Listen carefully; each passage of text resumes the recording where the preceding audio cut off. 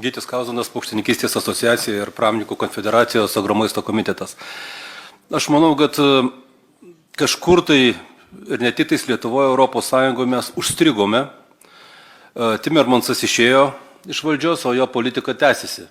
Ir kažkaip tai tiek Europos komisijoje, tiek parlamente, tiek pas mus dėja parlamente ir institucijose mes vis dar einam žalinimo keliu, nors jau oficialiai Europoje naujoji, kaip sakim, vadovybė Europos pasakė, šnekėkim apie tvarumą. O tarp šių savokų yra labai didelis skirtumas. Aš, kadangi stovauju paukštininkus, pasakysiu labai paprastais pavyzdžiais. Vakar praėjo žinutė, kad Norvegija nusprendė per 2 metus pereiti tik tais ant ekstensyvaus paukščių auginimo, tai yra mėsinė paukštininkystė. Viskas labai gerai teoriškai, tą pratimą jau darė Danija prieš kelis metus ir atsisakė. Ta prasme, jeigu įsivaizduotumėt, brolis užauga, grubiai per 41 dieną, 40 dienų maždaug. Tai buvo perėjus į ekstensyvų auginimą ir labai greit sugrįžo, ta prasme, padarė, kad jau ekstensyvus auginimas yra ne 41, o 42 dienos. Tai, toks apgavystė, ta prasme, iš tikrųjų vyksta. Ir kodėl tai yra blogai?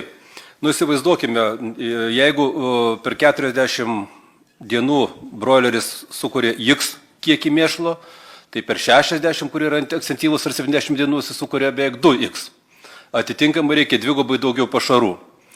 Atitinkamai ir pats išskiria daugiau CO2 emisijos ir visa kita, nešnekant vien tik šitus 2 faktorius.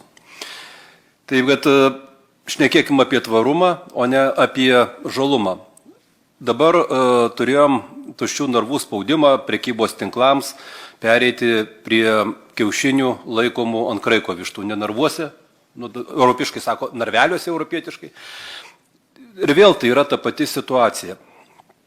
Prekybos tinklai labai politiškai į savo tvarumo pasižadėjimus įsirašė šitą dalyką ir dabar vienas po kito bando atsisakyti. Labai paprastas dalykas. Vėlgi, kad vištai yra geriau, kad čia gerovė, niekas neįrodė, atvirkščiai netgi. Įsivaizduokit, paleiskit, kaip tu gyveni savo kaimelį ir atvažiuoji į miestą į visiškai kitokią visuomenę, kur ten tave gali primušti ir visai kitaip. Tu blogiau jautiesi, taip ir paukščiai, jisai pas save savo sociumą jaučiasi gerai, o kada jam reikia į didesnį sociumą matyti, jau būna kitos problemos, streso daugiau.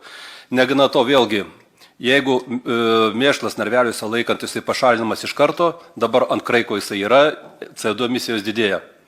Kiaušiniai nieko negeresni, jie visiškai, atvirai sakant, ne tik, kad viduje nesiskiria, išorėje mikrobiologinė situacija yra prastesnė. Ne veltui japonai, kurie perka kiaušinių produktus iš Lietuvos, nes Lietuva viena iš nedaugelio šalių Europoje, kur gali eksportuoti ir į Japoniją, ir į Ameriką kiaušinių produktus, sako, mums duokite tuos produktus padarytus iš narveliuose laikomų vištų kiaušinių, nes jie turi supratimą apie mikrobiologiją. Bet gyventojai irgi Lietuvos sakė, taip, mes labai palaikom šitą iniciatyvą, bet kaip atėjo produktai 30% brangesni kiaušiniai parduotuvė, kažkaip visi sako, ne, mums labai brangu, to prasme. Tai ir mes ir šnekam, kad taip, tai galbūt žalesnis sprendimas teoriškai, bet nėra tvarus sprendimas. Ir čia yra konkretus pavyzdžiai.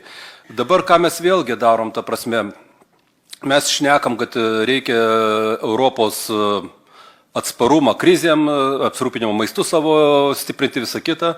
Ir Sibamas, tai vienas iš pavyzdžių, kuris ant svarstyklių labai sunkiai susviruoja, ta prasme, taip, vienoje pusėje yra žemės ūkis, kitoje pusėje yra trąšų pramonė, bet von der Leyen, laksydama po pasaulį ir gelbėdama automobilių pramonę, pasirašinėdama laisvos prekybos susitarimus, vėlgi daro tą juodą darbą žemės ūkį. Mes teoriškai galim sakyti, pavyzdžiui, kad iš ten Mercosur šalių, ten, sakykime, papildomas tas kiekis, kiek atvažiuos paukštienos, tai yra ten 1,5% Europos suvartojimo. Kad suprastumėm, kas tai yra. 180 000 papildomo kiekio paukštienos. Pačios vienintelės dalies filė, kuri yra vienintelė, iš kurios dar uždirbama kažkas tai. Tai yra kiekis, kurį pagamina Švedija, Suomija, Danija kartu sudėjus. Tai yra 3 kartus daugiau negu pagaminama Lietuvoje. Įsivaizduokim, ką mes čia šnekam, ta prasme, ir save apgaudinėjom. Ir sakom, kad čia neturės įtakos. Ačiū Dievui, kažkiek tai bent jau apsaugos mechanizmus patobulino po metų laiko važinėjimo Europos parlamentą. Bet toliau ateina Australija, ateina Indija, ačiū Dievui, maisto produktus paliko šone, dėrybos su Indonezija ir su kitom šalim, kur vėlgi atvažiuos tas maistas, kur nesilaikoma jokių visiškai aplinkos sauginių reikalavimų, kur nesilaikoma gyvūnų gerovės. Su Čilė pasirašė laisvos prekybos susitarimą, Europos kontroliuojančios institucijos po 3 mėnesių jau kelia iš karto rankas į viršų. Sorry, mes nesugebam sukontroliuoti, kad produktai būtų saugus. Aš nešneku jų tvarus, kad saugus būtų. Tas pats Sibamas maisto produktams iš trečių šalių turėjo būti įvestas 28 metais, dabar jau niekas nebešneka apie tai. Nes jau pamatė, kad sukontroliuoti neįmanoma, o tuo tarpu reikalavimai Europos gamintojams kyla į kosminės aukštumas toli, bet vėlgi tai yra juokinga. Šiandieną svarstomas ir Seime pateiktas pirmas projektas buvo aplinkos apsaugos įstatymo pakeitimo arba tik direktyvos perkelimo. Tai yra 12 įstatymų iš karto keičiama. Pakeitimai 380 puslapių, pastabų 360 puslapių iš įvairių institucijų. Tai jis ateis kažkad, nes paprasčiausiai turim tą direktyvą. Ir mes šiandieną priminėjom įstatymus tokius, kur jau iš karto pati Europos komisija po paskui paleidus omnibusą atkeis. Tai mes darbą dėl darbo darom, realiai šnekant, tikrai daug pastangų tam dedama, bet kažkaip tai to blaivaus proto, kad, aš suprantu, kad aplinkosauga reikalinga, tvarumas reikalingas, bet darykim tai protingai, o ne taip, kad, sakykime, stengdamiesi aplenkti visą Europą ir žudydami savo žemės ūkį, savo maisto pramonę ir neapsirūpindami maistu netgi patys. Ačiū.